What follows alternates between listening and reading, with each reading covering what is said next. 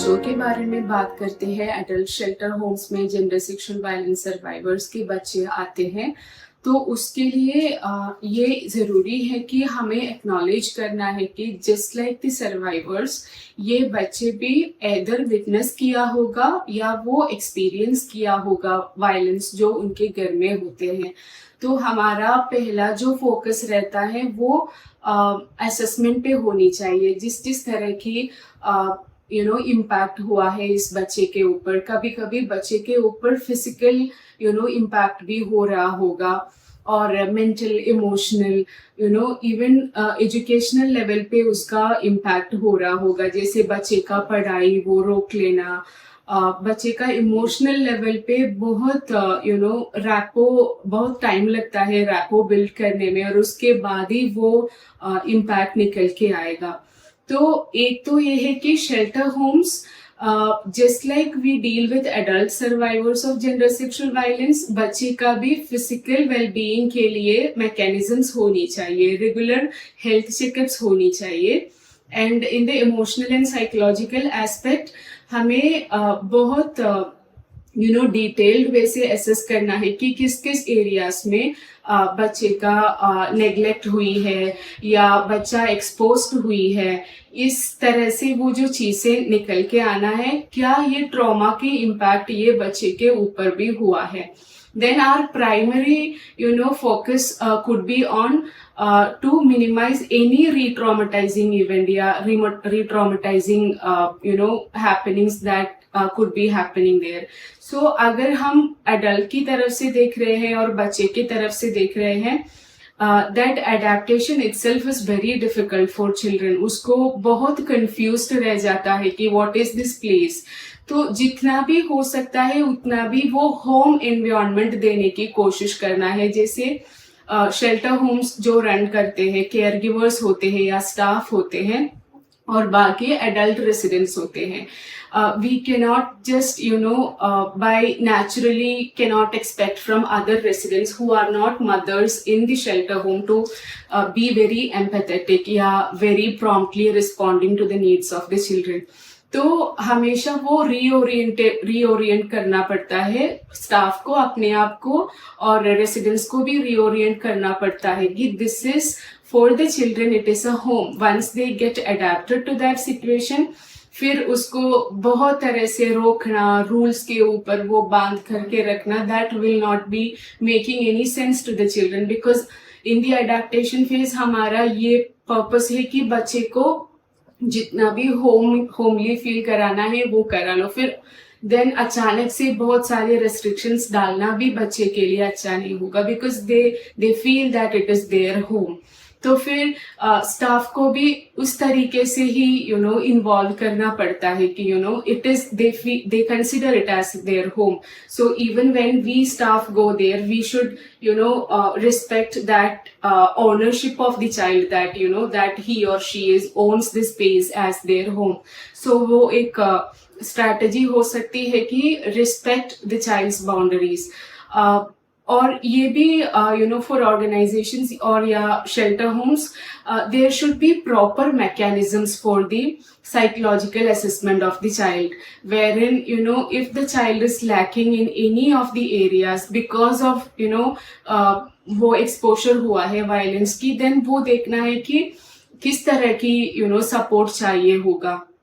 Individual वो psychological intervention की जरूरत होती है, या कभी कभी ये भी हो सकता है कि बहुत कंफ्यूजन पैदा होती है, उसको ये भी पता नहीं होगा कि ये जो पेरेंट जो हार्म किया है क्या वो सही है, या जो पेरेंट वो उसके साथ अभी है क्या वो सही है।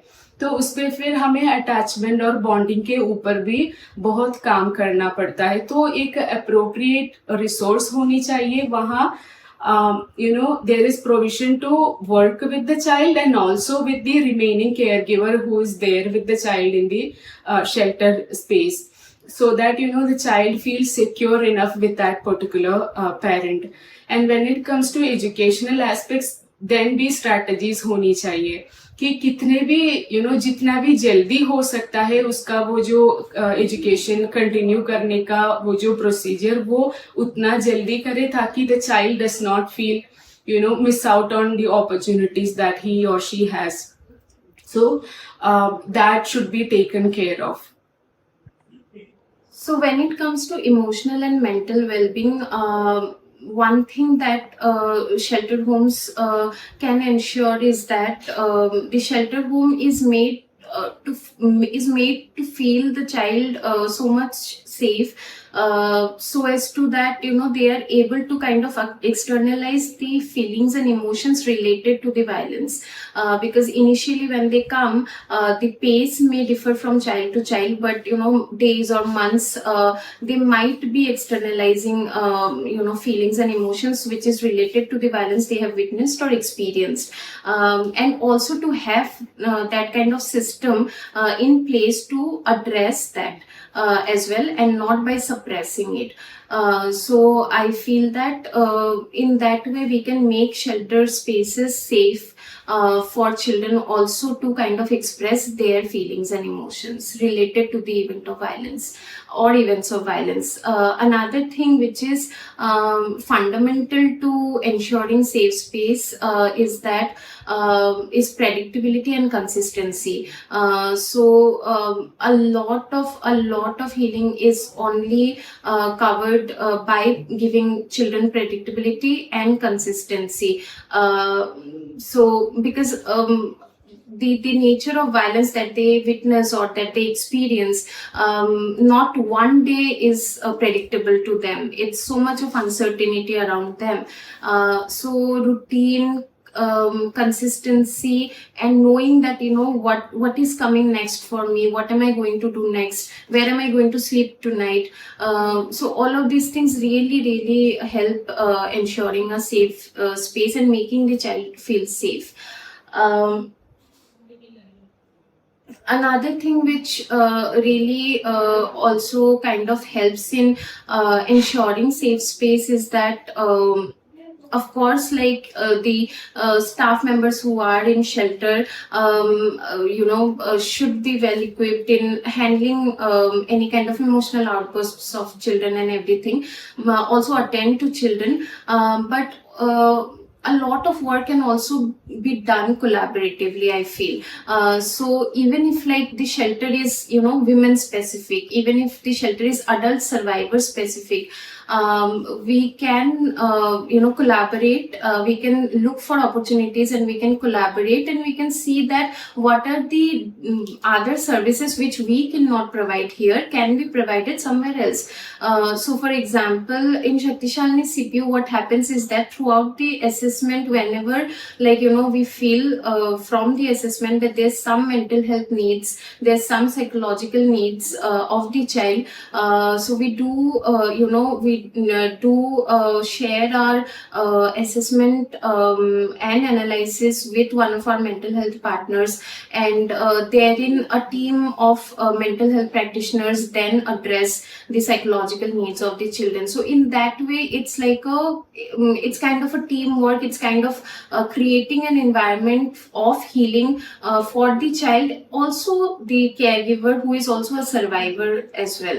And herein I'll also bring in the matter that it has been seen that in most of the spaces, what happens is that because the services are adult survivor focused, so the adult survivor, the services and the staff involved are working with the adult survivor and their process of healing, and then who in turn kind of is expected to support the child also. But we somewhere cannot forget the fact that the survivor is not just a mother to the child who she has brought in the shelter, but is also a survivor in herself and is going through a journey. So in that process, we feel that some kind of support is required, and wherein the survivor also feels supported and the child also feels supported and not neglected, because a lot of times survivors are not in a condition to be emotionally available to the children. So there has to be a proper system in place for even the child to not feel neglected in that way. Yeah, I feel if all of these things are somewhere, we are able to bring in together, we together can create a safe space for the child as well as the survivor.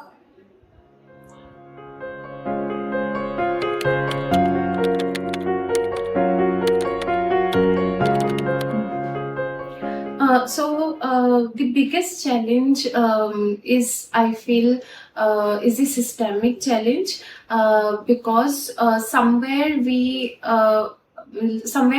there's non-acknowledgement of children of survivors of gender sexual violence as victim survivors, even if they have just witnessed and or experienced, but they too are victims and survivors, have survived gender sexual violence along with the adult survivor, and it impacts their holistic development, it impacts every part of their life. It is one of the major factors in contributing to the intergenerational cycle of violence, because if that impact is not addressed and not given specialized services to, then this is going to get carried out from generation to generation, because researchers have shown that children who are who have witnessed violence and or experienced violence somewhere also in their adolescence or adulthood fall into the cycle of violence as a survivor or as someone who can also maybe cause harm.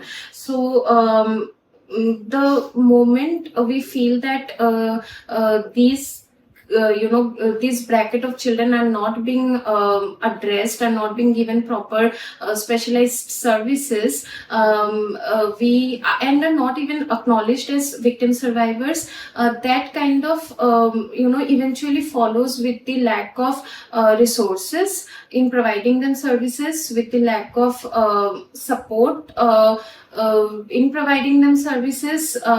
Even like if we also talk about, if you look into our JJ system also, the children of survivors of gender sexual violence or children who are living in violent ridden households are not categorized. So it's very important to understand the fact that this systemic challenge is a roadblock for all of us to kind of create a safe space for this bracket of children and give them proper specialized services, because every form of violence has its own nature, has its own way of impacting a child, and no intervention can be universalized. Every intervention has to be tailor made, and similarly for children of survivors of gender sexual violence, we do request a